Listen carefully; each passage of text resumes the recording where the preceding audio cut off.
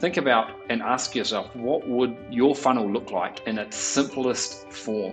If you had to get a funnel built by tomorrow using things that you can already do right now, what would that look like? Maybe it's a simple landing page and a simple PDF of some kind that you can give away, because a funnel can be as simple as capturing leads by giving something away, or not giving anything away at all, just by the promise of providing value in the future. So what would it look like in its simplest form? You're listening to The Growth Booth, the show focused on achieving lifestyle freedom through online businesses. Whether you're looking for step-by-step strategies to start building an online business, simple game plans to grow your business, or proven lifestyle freedom frameworks, you are in the right place.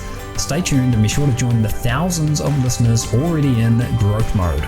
Aidan Booth here. Welcome to episode number 89 of The Growth Booth, where today I'm joined by Allison Hoyt, our CMO. You may remember that Allison has been on the show a few times in the past. In fact, if you go all the way back to episode number 39 and episode 40, we actually spoke about building $1 million funnels. And we're doing something similar to that here today. In fact, I think those episodes would be as relevant today as they were a year ago. But today we're focusing more on evergreen funnels. And we're going to be talking about this in this episode that you're listening to right now. And we're going to continue talking about it in episode number 91 in a couple of weeks' time. There's a lot to cover here. So Allison, thanks for taking some time out to join us here today. Thanks for having me. I can't believe we did that last one over 40 episodes ago. Crazy. Yeah, it's been almost a year. So crazy. Crazy, yeah. So if we just dive right into this, what do we mean when we're talking about an evergreen sales funnel? So I think most of the time that people focus on funnels, they're focusing on these live webinar, one-off big events, which are great and super important. But an evergreen sales funnel is something that is automated. It's ongoing and always available. You build it and you can just keep driving leads and traffic into. It's relevant all year round. It's not based off of one event or one time frame. And there's no deadlines and webinar times that you specifically have to do. You're not looking for a week from now. You're not saying the events in December. It just can be used all year round, and it can consistently keep running. And the concept and strategy can really be used for any industry. I think also one of the things that we both love about evergreen sales funnels, obviously, is you get a lot of mileage for the marketing effort that you put in. So we can sit down and take a couple of hours to film a webinar, and then to your point, we could be using that webinar for months, years even to come. So I think if you're thinking about how to systematize your marketing as much as you can, then evergreen webinars or evergreen funnels, I should say, because it's not just the webinar, there's the other parts as well, which we'll talk about, a great way to go there. Yeah, there's a lot of parts to it. And also, like you said, a lot of people, their time and energy and maybe content that they're building, they're taking a really long time to build their sales pages and webinars. And this is something that you will at least know that like your time is worth it, as in you can keep using it over and over and continue to bring people on, and it can be seen. So when you're talking about an evergreen webinar, which is just part of the evergreen funnel, what type of webinars are we talking about? Because obviously we've got the whole spectrum of very low priced items, low ticket we call them, and much higher priced items that could be selling for $10,000 or more. Yeah, I mean, there can be a few different types, and that's the beauty of it. There can be tripwire low ticket ones, so whether you're talking about a $9 or $1 a monthly fee, $100, whatever that may be. And that's more along the lines of like, your lead magnet. You bring them on by saying like, here's your freebie, whether it be a free ebook, a free infographic, something that you can give them. And then you're giving them that one-time offer on the thank you page and emailing it to them. So you're really giving them, like I said, it could be anything from $1 to hundreds of dollars, but more low price, that this is a for sure offer that someone would pull out their card. You're saying, let's say it's a $97 offer, and you're offering it right there. It's a no-brainer, and it'll link with your lead magnet. Something to really get them in, because it is known if somebody pulls out their credit card and buys anything, whether it be $1 or $100, that they're going to be more likely to buy something else on your list, and they're going to be more engaged. And then, of course, there's also high ticket automated webinars. So, evergreen content, like we're talking about, and you send them videos and blogs and things like that, content and information. You have that lead magnet then that you take them, that's a free ebook, free infographic, whatever you want to give them for free, that'll give them something to give their email for and sign up for. And then it's that one-time offer. So whether it's $19.97 or $397, or sorry, 3,000, 997, whatever it may be, that's a more higher price that someone actually has to think about to pull out their card. It's an investment. You're just taking a longer time to build that relationship, showing them the offer, and you're continuing to hit them with other emails and other ways after that. So it's not just that one-time webinar after you get their email and after they maybe attend the webinar.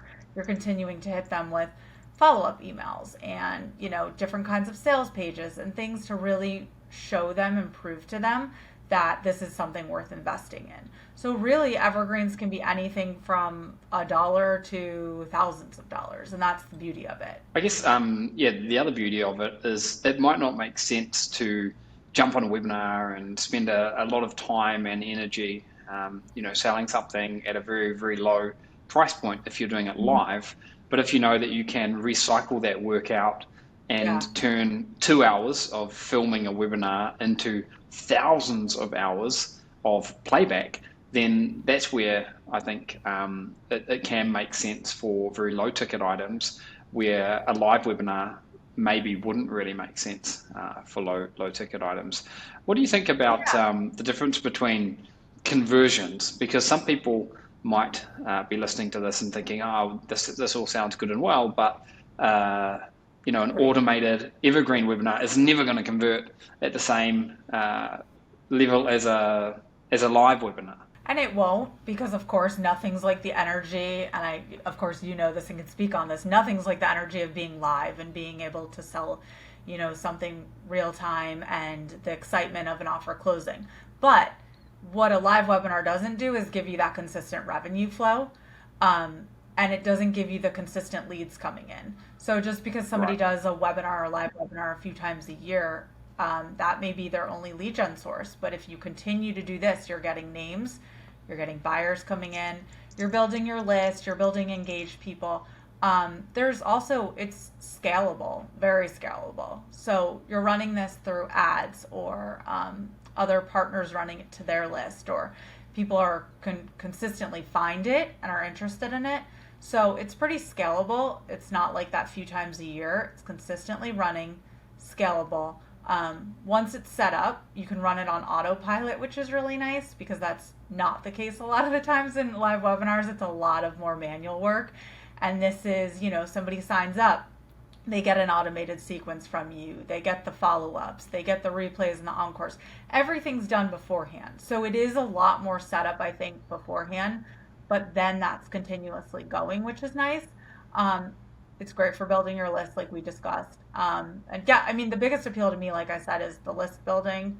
It's consistent and it runs by itself. Like, who doesn't want something that's going to consistently run on autopilot and then also, help you reach your goals? Right. The other thing that I love about the Evergreen webinar model is that if someone comes across news that you've got a webinar and it's an Evergreen webinar, you can say to them, look, the next webinar is starting in 15 minutes time, or there's another one starting in 2 hours and 15 minutes time. It's basically on demand. Essentially, it's like an on-demand presentation, and that can give a good bump to show rate. So you get more people attending, more people tuning in than you might if you're running a live webinar, and the live webinar is happening a week from now, because for that one, maybe someone's going to sign up, and then a week from now they're going to, life is going to get in the way. They're going to forget about it. Something more important is going to come along. So that's another thing I think to consider. No, I was just going to say a live webinar too. To that point, it's 3 or 2 specific times or 1 specific time. So someone may see that and it may be turned off to them that, oh, I can't attend at that time, so I'm just not going to sign up. Whereas like you're saying, more of an evergreen on demand, it's giving you 3 times. You look at it the next day, it's 3 different times. Like it's continuously updating to be more on demand and on your schedule of when you can attend. Right. If I was to do a 1 p.m. Eastern time, New York time webinar, that's going to be like 3 a.m. or something in New Zealand, 1 a.m. in Australia, in Eastern Right. Australia, and so on and so forth. So there's a big limiting factor there. The other thing that I was going to say was another way that I sometimes think about one-off webinars versus a webinar that's been designed to be part of a funnel is sort of comparing it to boom and bust. So with a one-off webinar, you get that boom, you get that influx potentially of people coming in, being exposed to your product, maybe even buying your product. But then what happens when you don't have that webinar? If you're not Right. doing a live webinar every day, then you're not going to be able to replicate that kind of a thing happening every day. Whereas I think the evergreen funnels enable us to have the best of both worlds. So the next thing I wanted to ask you is, if someone is listening to this and they're thinking, I've got a product of some kind, and it could literally be in almost any niche, I think at this point. What are the things that they sort of need to flesh out and brainstorm before they would be able to set up an evergreen webinar? I think one of the biggest things is who is your ideal client?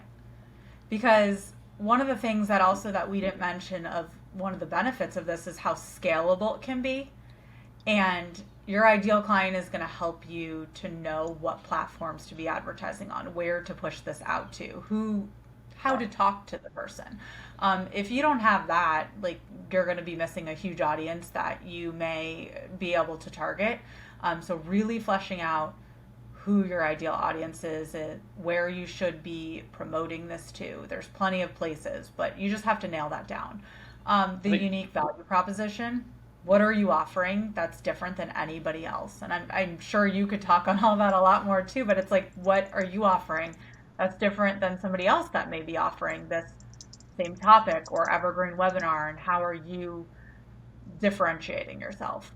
And then in that turn, an irresistible offer, whether it be sign up now and you get this bonus, or sign up now and get this percentage off, or what is going to make them pull out their cards at any point to be able to want to join.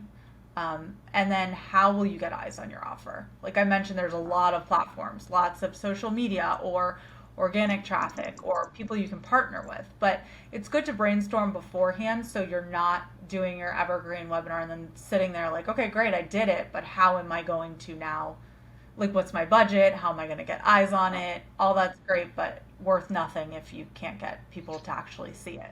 A quick message now from the sponsor of today's show, which is Float Hosting. If you want to save 50% on your annual hosting, then head over to Float Hosting using the special link, which is thegrowthbooth.com/float. And using that link, you're going to see how you can save 50%, over $100 on your annual subscription to the most popular plan at Float Hosting. And because I own Float Hosting, I will make sure that you get well looked after. Now, back to the show.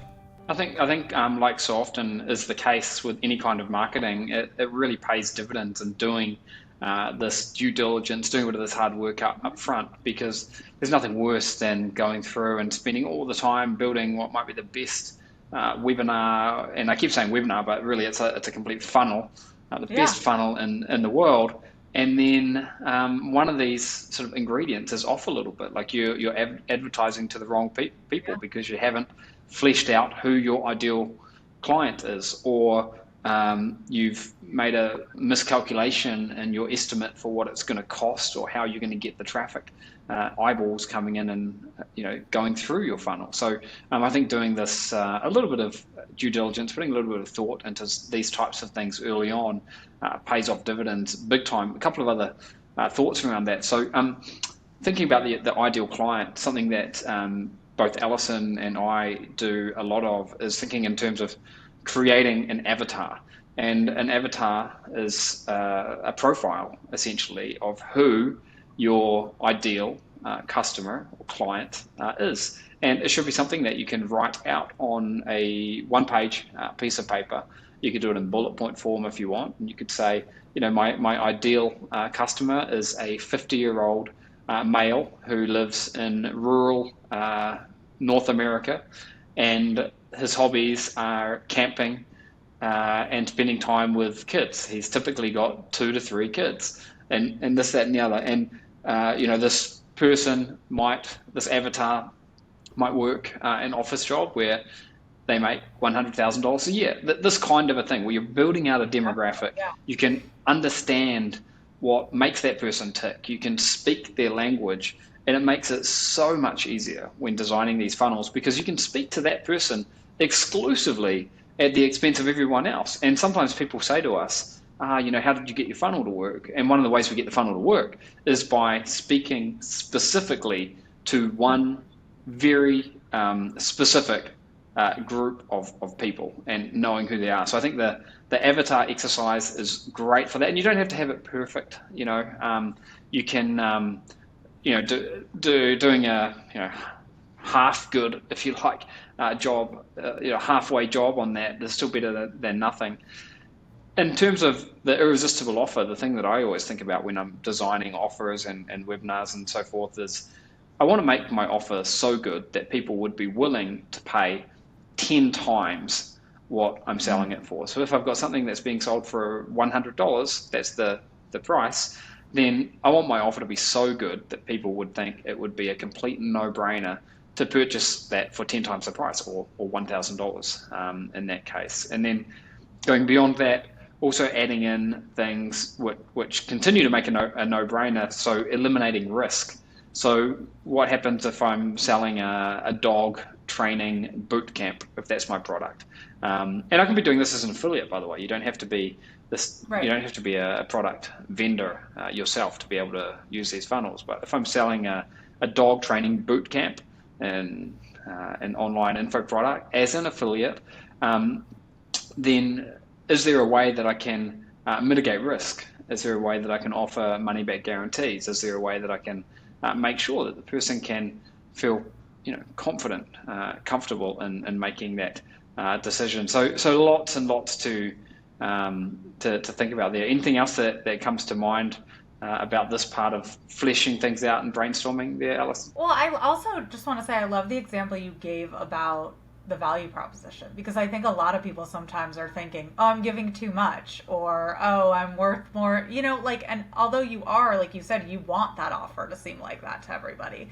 I think a lot of the times people think the opposite, like, I don't want to give too much, it's too much for the price. But you're trying to prove to people and give people the offer that they will spend, and it's totally worth that price. Yeah, for sure. Absolutely.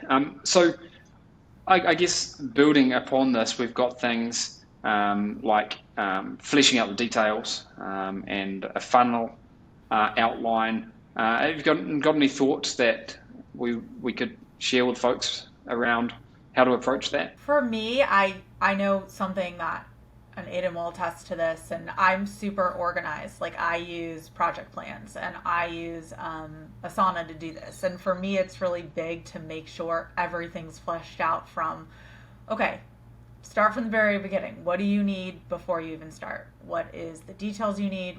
I break things up into pre-launch. Once you launch, what happens? And then after the launch, what happens? So for me, it's a lot of organization, a lot of project planning. What do you need? Like we talked about, all the things you need to brainstorm, all of the content you may need, every single detail you may think of beforehand. Start with that in the pre-launch. And then once you do launch, what do you need to figure out? And then when you launch, things like what are the KPIs you need to look for? All of that stuff. So to me, that's really, really big in the beginning to have that written out. And I know a lot of people are like, oh, well, I just want to jump in. You do that, you're forgetting steps and you're going to go backwards and take longer anyway. So big advice that I'd say is definitely start with a project plan. Second, determine your funnel and really, really outline that. So, are you starting with a lead magnet registration page and then going to the confirmation page and confirmation email? Once the webinar happens, are you having a follow-up sequence after that? Are you emailing the sales page? All of those things may seem like I said, like, oh, I could figure this out as I go. But if you don't have it written down, it's so much harder to go backwards. It's nice to see, even though it may be a little overwhelming, it's nice to see everything laid out and just know in advance everything that you have to do. It just makes it a lot easier. and it helps you determine what your main goal is going to be from all of this.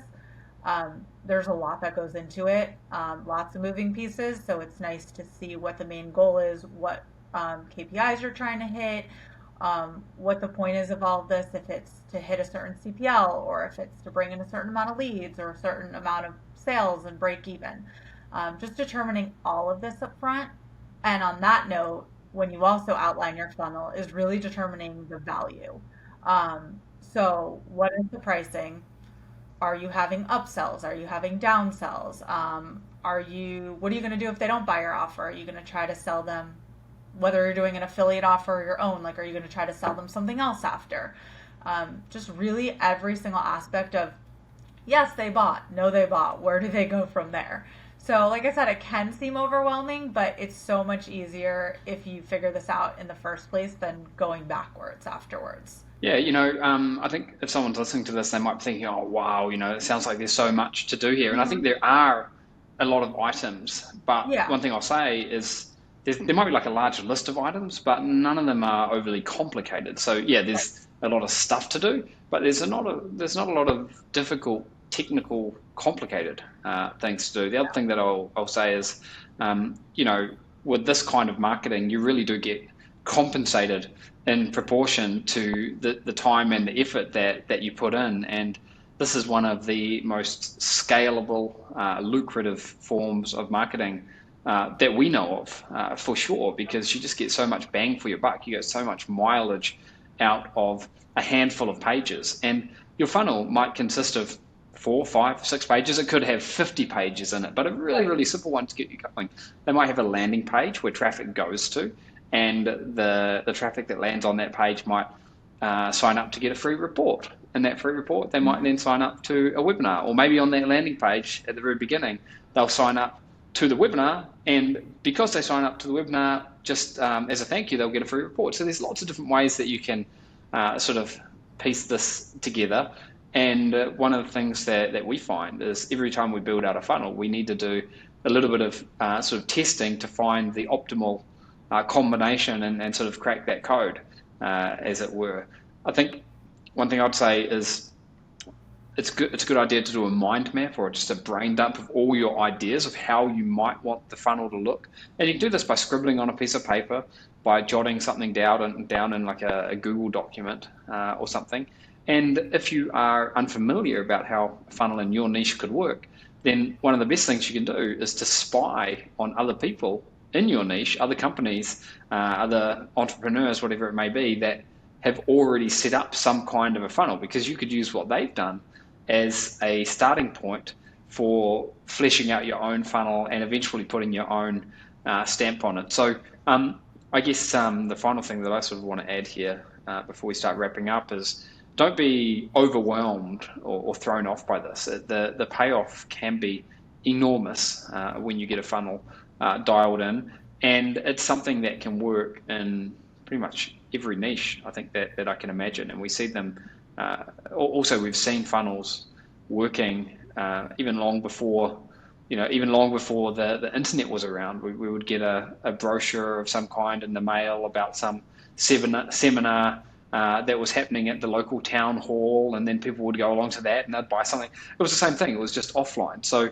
the system works, and online, especially with the tools we've got at our disposal, it's so much easier than it's been in the past. So we're going to get into some more granular details in a couple of weeks' time in episode 91. But is there anything else that comes to mind that you want to leave with folks in this one, Allison? I think on the note that you said, there can be a bunch of different types of funnels. And I think even some people may, other than saying, there's a few different steps to do, may look at it like, I don't, I can't film a webinar, or the content worries me, and how am I going to put that together? Try it with a sales page. Try it with, something that you could sell them just in an HTML format and see how that works. Have a 5-minute video on top of that, if anything. You don't always have to film like a 2-hour webinar just to get started. The important thing is just to get it up and start testing, and there are some steps, but by doing that, you'll see what works for you, what doesn't, and what you want to spend more time on, tweak before you go into a full-blown webinar. So just Definitely go through the outlines and take the time and just do the research and think about what, whether it be, like I said, a full blown video or just a sales page, and just test it out and see. Yeah. Also, we often talk about 2-hour webinars. We've mentioned that a little bit here, but if you're selling a $15 product, a 15-minute webinar is perfectly sufficient for that. So typically the higher price product is the longer a webinar needs to be. We've also kept on harping on about webinars, but as Allison just pointed out, you don't have to have a webinar as part of your funnel. One thing I would suggest and sort of leave people with in this episode is think about and ask yourself, what would your funnel look like in its simplest form? If you had to get a funnel built by tomorrow using things that you can already do right now, what would that look like? Maybe it's a simple landing page and a simple PDF of some kind that you can give away, because a funnel can be as simple as capturing leads by giving something away, or not giving anything away at all, just by the promise of providing value in the future. So what would it look like in its simplest form? Now, as I mentioned, this is the first part in a 2-part series, and the second part of this is going to be released in the Growth Booth episode 91, which will be airing in a couple of weeks' time. And in that episode, we're going to get much more granular with different things that you can do to optimize, to work with emails, to track the performance, and how to start your evergreen funnel right now, if that's something that you want to do. So we'll get a lot more into the granular operational side, I guess, if you like, of these evergreen funnels in a couple of weeks' time. I hope you can tune in for that one, because that'll add the other piece to the puzzle here. So thanks for listening. As always, you can get show notes, you can watch the video of this, everything over at thegrowthbooth.com. Navigate to episode number 89. You can do the same thing by going to YouTube and doing a search for The Growth Booth, or wherever it is that you like to consume your content. So thanks very much, Allison, for being here today, and look forward to having you back in a couple of weeks' time. Thanks for having me. All right, guys, that's a wrap. We'll see you on the next episode of The Growth Booth.